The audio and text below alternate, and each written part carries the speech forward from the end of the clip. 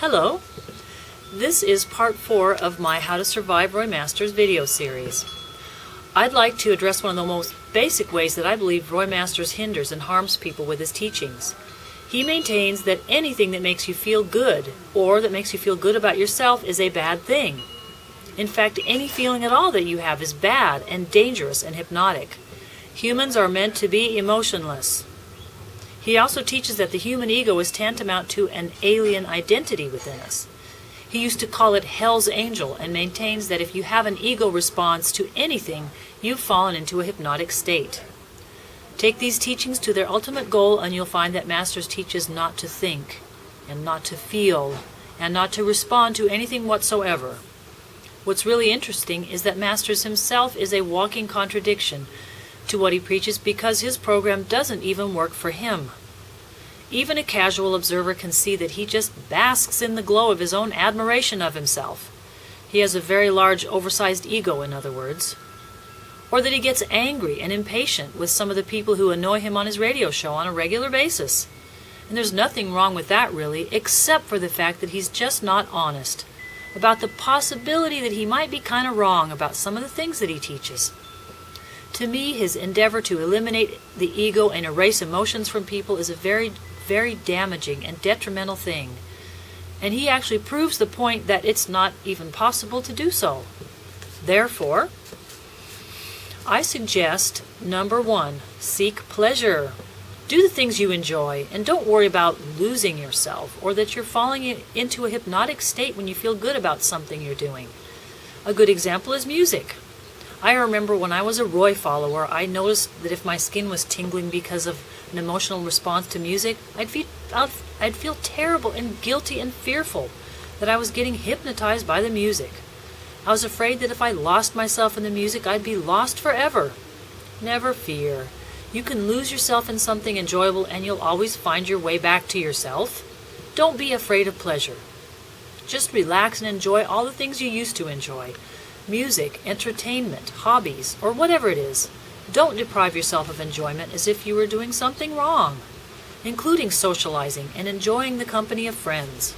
According to Roy, if you escape into people, places, and things, it's because you're trying to escape from seeing what a horrible, rotten, terrible, degenerate swine you really are. What was that? My advice is to cast off any negative self-image that Roy has tried to inject into you.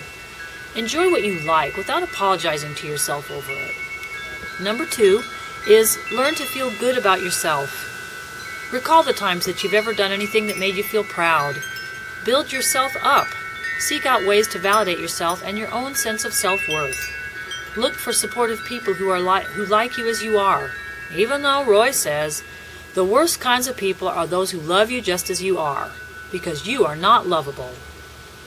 One of the people I know who used to be a Roy follower like me said that when he began the meditation, he always felt like he was looking out at the world through Dachau eyes. The world around him was like a concentration camp, grim, dark, depressing. Everyone you meet is zombie-like, walking about in a hypnotic state. I think that's an honest description of what it's like for some people who follow Roy. When your purpose in life is not to feel good about yourself or anything in your life, life can become very dark. Remember my antidote. Do the opposite of what Roy teaches and actually learn to love yourself. See yourself as worthwhile and beautiful and wonderful, because you are. Number 3, seek an ambition or a personal goal. If you have a talent, pursue it and improve on it. Maybe you want to learn to do something new, like play an instrument, learn to paint, or take a class. Go for it.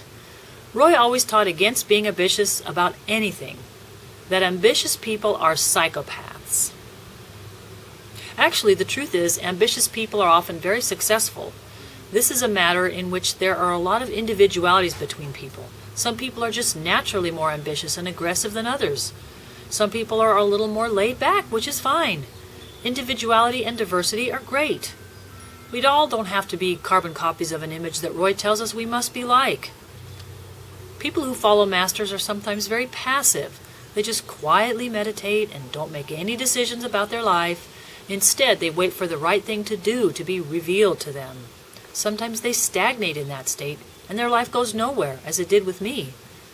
The point is, don't let Roy Masters or anyone else hold you back any longer from pursuing success and the things you want in your life that will improve it. You go for it.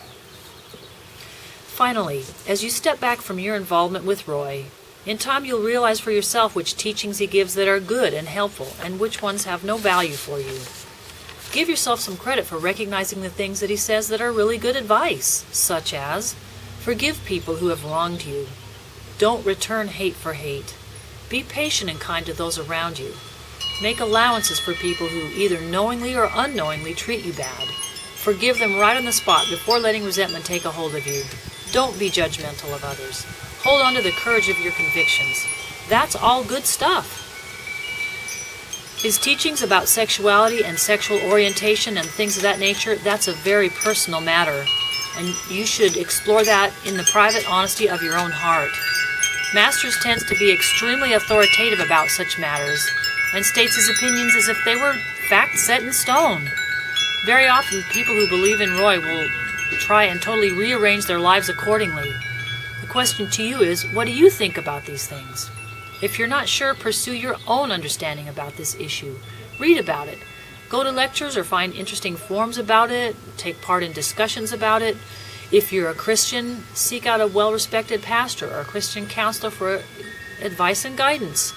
To me, sexuality is a part of individuality, and in my opinion, there is no one and only right way that everyone must conform to, or they're in danger of hellfire.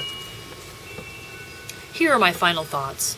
One of the worst things that Roy teaches that I consider pure poison is this direct quote from his June 20th, 2012 Advice Line program.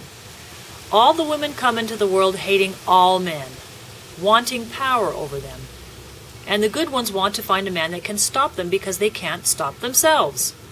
The problem with that statement is that Roy starts from a baseline of people being born evil, especially women. There's no telling how much pain and marital discord and even divorces that have resulted from people believing Roy about this very thing. It should really be a red flag for anyone wondering about where Roy's total philosophy is coming from. This very basic and fundamental Royism that he continues to promote is probably the biggest indicator of how destructive his teachings can be. Women are born with an evil, insane hatred of men, and this is the cause of all the suffering of the earth? My opinion is the real snake in the grass here is not the serpent in the Garden of Eden. It's people like Roy Masters who make such venomous claims, and that if people believe in them, the results in their life are not good. This video series is not an exhaustive list of everything you'll be dealing with as you recover and regain your life after being released from what may have felt like a prison to you. At least that's what it felt like to me. This is just some of the most basic issues that I wanted to address that I keep seeing in people who contact me and the things that I remember that helped me in the beginning of my own recovery. Now I'd like to reiterate my motive for doing all this. This and any and all of my videos on YouTube. My motive is not to have a mission against Roy's teachings or to slander or to defame him. This is not all about Roy, okay? It's not about me either. It's about people. I care about the people who've been touched in a negative or destructive way by what Roy teaches. And I also want information made available so people can see both sides of the Roy story. If there had been someone like me 30 years ago, the course of my life would have been totally different. I would have said no thanks to Roy's whole rigmarole. However, if what I've learned can help or inform people today, then great. I'm happy to make the effort to give my point of view and then let people choose for themselves how much influence they want Roy Masters to have over their life. Thank you.